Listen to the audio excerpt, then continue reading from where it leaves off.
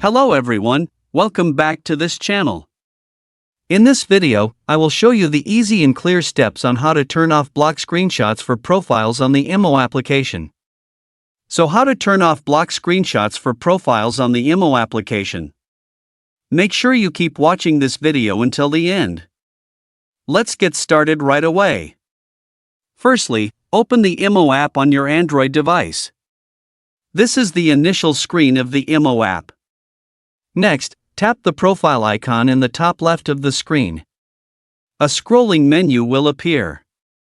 Next, tap your profile menu here. A profile menu like this will appear. Next, tap the Edit button below. Next, tap the Privacy Settings menu. Next, tap Block Screenshot for Profile. Finally, tap Block Screenshot for Profile. So that's it. Tutorial of how to change the music widget on the IMO application. Thank you for watching. I hope this video was helpful. See you in the next video.